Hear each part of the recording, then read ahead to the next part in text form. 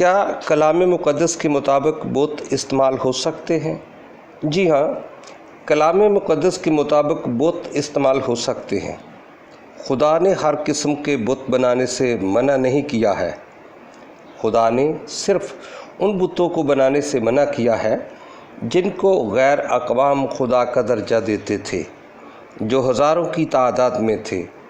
کلام مقدس میں کثرت سے ان کا ذکر ملتا ہے، مثلاً بال دیوتا، بال فور، بال معاون، مولک دیوتا، تبوز دیوتا، داجون دیوتا، رمون دیوتا، سونے کا بچڑا، استارات دیوی اور ارتمس دیوی وغیرہ۔ غیر اقوام لوگ ان کو خدا مانتے اور خدا جیسی صفات سے نوازتے تھے، اس لیے خدا نے بنی اسرائیل کو ایسے بت بنانے سے منع کیا تھا۔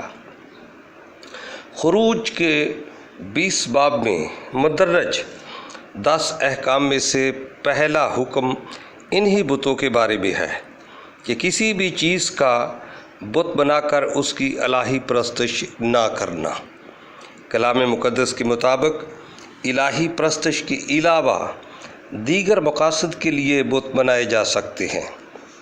ایسے بت بنائے اور استعمال کیے جا سکتے ہیں جن کو خالق نہیں مانا جاتا، یعنی جن کو خدا نہیں مانا جاتا، اور نہ ہی ان بتوں میں خدائی صفات مانی جاتی ہیں، اور نہ ہی انہیں خدا کا درجہ دیا جاتا ہے، اور نہ ہی انہیں الہی سجدہ کیا جاتا ہے، بلکہ وہ بت کسی دوسرے مقصد کے لیے بنائے جا سکتے ہیں، کیونکہ کلام مقدس میں ایسے بتوں کو بنانا، ڈھالنا، تراشنا، کاڑنا، گھڑنا، کندہ کرنا اور رکھنا خدا نے منع نہیں کیا تھا، بلکہ خدا نے خود ایسے بت بنانے کے احکام دیے تھے، اور خدا کے ان احکام کی تعمیل بھی ہوئی تھی۔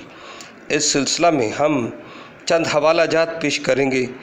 یہ حوالہ جات کتاب مقدس پروٹسٹنٹ اردو ترجمہ سے پڑھے جائیں گے۔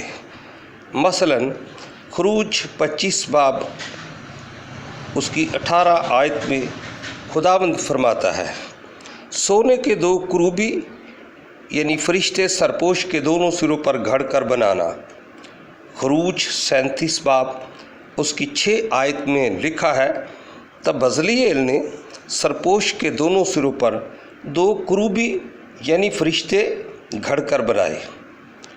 خروج 26 باب کی پہلی آیت میں خداوند فرماتا ہے، مسکن کے کتانی پردوں پر ماہر استاد سے کروبیوں کی صورت کاڑنا۔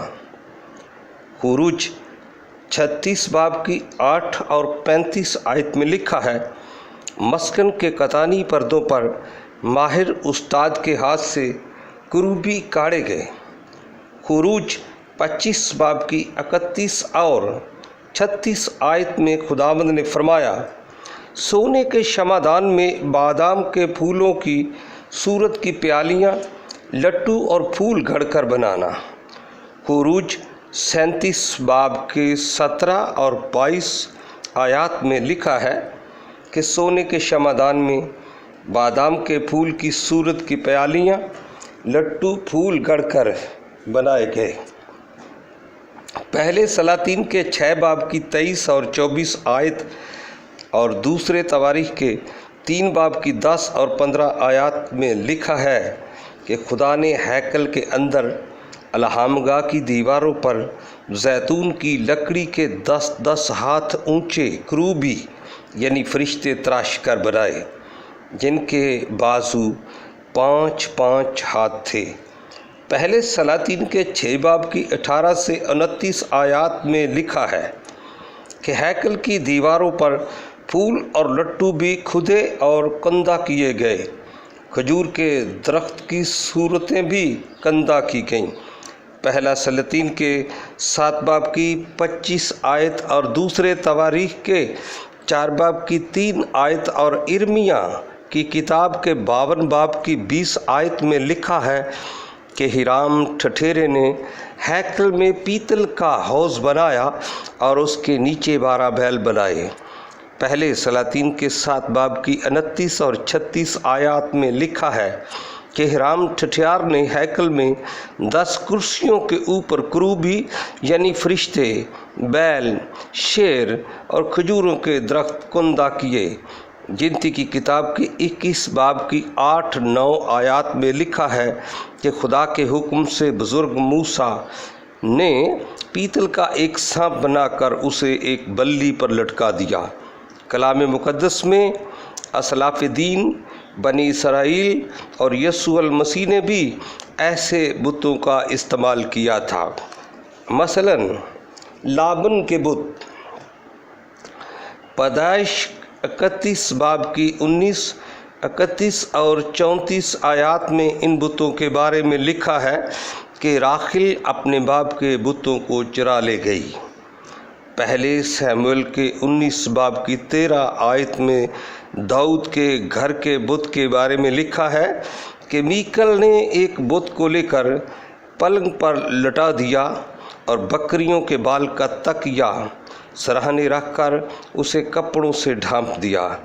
قضات کی کتاب کے 16 باب کی 4 آیت میں میکا کی ماں کے بت کے بارے میں لکھا ہے کہ میکا کوہستانی کی ماں نے ایک کھدا ہوا ڈھالا ہوا بت بنوایا اور کئی اور بت بھی بنوائے اور اپنے گھر میں رکھے۔ مقدس متی کی انجیل کے 22 باب کی 20 اور مقدس لوکا کی انجیل کے 20 باب کی 24 آیت میں یسوع المسیح اور رومی کیسر کے بت کے بارے لکھا ہے کہ اس نے ان سے کہا، یہ صورت یعنی بت اور نام کس کا ہے؟ انہوں نے اس سے کہا، کیسر کا۔ اس نے کہا، پس جو کیسر کا ہے کیسر کو، اور جو خدا کا ہے خدا کو ادا کرو۔ مقدس متی کی انجیل کے 24 باب کی 15 آیت میں یسوع المسیح اور رومی جھنڈے پر گدھ کے بت کے بارے میں لکھا ہے، پس جب تم اس اجاڑنے والی مکروہ چیز کو جس کا ذکر دانیل نبی کی معرفت ہے مقدس مقام میں کھڑا دیکھو، پڑھنے والا سمجھ لے۔ یہ اجاڑنے والی مکروہ چیز رومی جھنڈوں پر گدھ کی تصویر یا بت بنا ہوتا تھا۔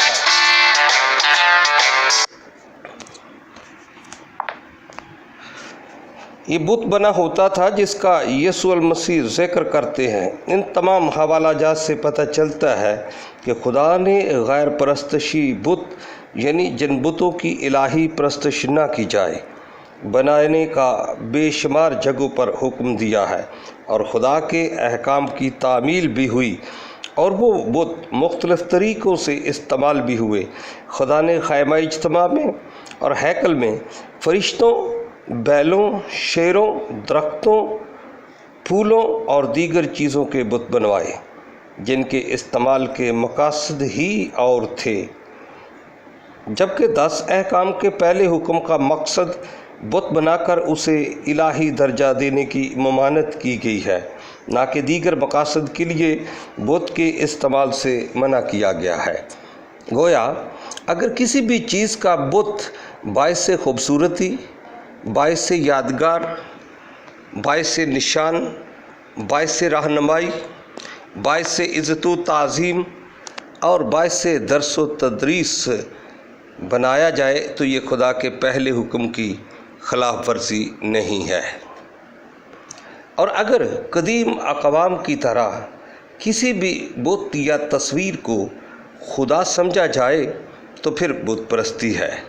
کسی بھی دوسرے مقاصد کے لیے بت کا استعمال کرنا خدا بالکل منع نہیں کرتا۔